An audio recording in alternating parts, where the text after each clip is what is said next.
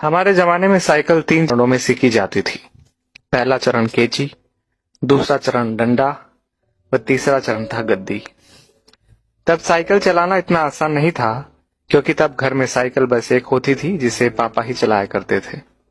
तब साइकिल की ऊंचाई 24 इंच हुआ करती थी, जो खड़े होने पर हमारे कंधे के बराबर आती थी। ऐसी साइकिल से गद्दी चलाना मुनासिब नहीं होता था। केची वो कला होती थी जहां हम साइकिल के फ्रेम में बने त्रिकोण के बीच घुसकर दोनों पैरों को दोनों पेंडल पर रखकर चलाते थे, और जब हम ऐसे चलाते थे तो अपना सीना तान कर टेढ़ा होकर हैंडल के पीछे से चेहरा बाहर निकाल लेते थे और टिन टिन करके घंटी इसलिए बजाते थे ताकि लोग भाग देख सके कि लड़का साइकिल दौड़ा रहा है।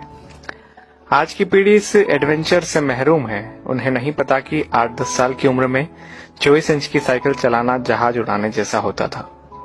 हमने ना जाने कितनी दफा अपने घुटने और मुंह तोड़वाए थे, और गजब की बात तो यह है कि तब दर्द भी नहीं होता था। गिरने के बाद चारों तरफ देखकर चुपचाप खड़े हो जाते थे, अपना निक्कर पोंछते हुए। अब तकनीकी ने बहुत तरक्की कर ली है। 5 साल के होते ही बच्चे साइकिल चलाने लगते हैं, वो भी बिना गिरे। 2-2 फीट की साइकिल आ गई है, और अमीरों के बच्चे तो अब सीधे गाड़ी चलाते हैं। छोटी छोटी बाइक उपलब्ध है बाजार में।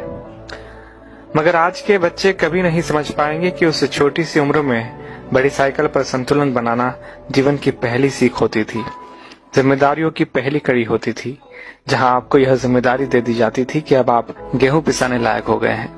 इधर से चक्की तक साइकिल डुगराते हुए जाइए और उधर से केची चलाते हुए घर वापस आइए। और यकीन मानिए, इस जिम्मेदारी को निभाने में खुशियां भी बड़ी गजब की होती थी। और यह भी सच है कि हमारे बाद केची प्रथा विलुप्त हो गई है। हम लोग ही दुनिया की आखिरी पीढ़ी है जिसने साइकिल चलाना 3 चरणों में सीखा था। हम वो आखिरी पीढ़ी है जिन्होंने कई बार मिट्टी के घरों में बैठकर परियों और राजाओं की कहानी सुनी, जमीन पर बैठकर खाना खाया, प्लेट में चाय पी है।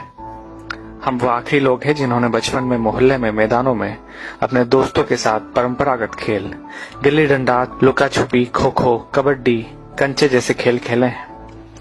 हम वो आखिरी पीढ़ी के लोग हैं जिन्होंने कम या बल्ब की पीली रोशनी में होमवर्क किया है और नोवेल पढ़े हैं।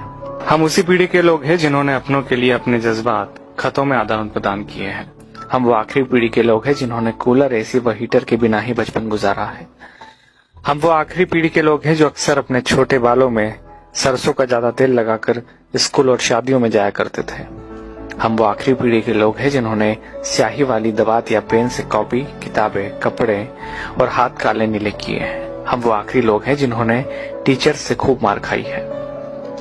हम वो आखिरी लोग हैं जो मोहल्लों के बुजुर्गों को दूर से देखकर नुक्कड़ से भागकर घर आ जाया करते थे।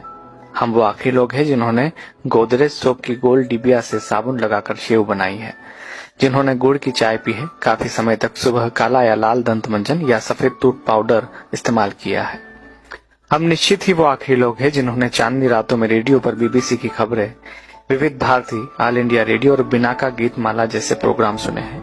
हम ही वो आखिरी लोग हैं जब हम सब शाम होते ही छत पर पानी का छिड़काव किया करते थे।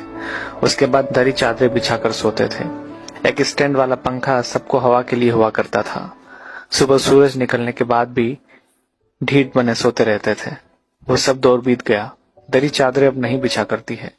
डब्बों जैसे कमरों में कूलर, एसी के सामने रात होती है, दिन गुजरते हैं। हम वो आखिरी पीढ़ी के लोग हैं जिन्होंने वो खूबसूरत रिश्तों और उनकी मिठास बांटने वाले लोग देखे हैं जो लगातार कम होते चले गए। अब तो लोग जितना पढ़ लिख रहे हैं उतना ही खुदगर्जी, अनिश्चितता, अकेलेपन व निराशा में खोते जा रहे हैं। हम ही वो खुशनसीब लोग हैं जिन्होंने रिश्तों की मिठास महसूस की है। हम एकमात्र वह पीढ़ी है जिसने अपने माँ बाप की बात हमेशा मानी है और बच्चों की भी मान रहे हैं।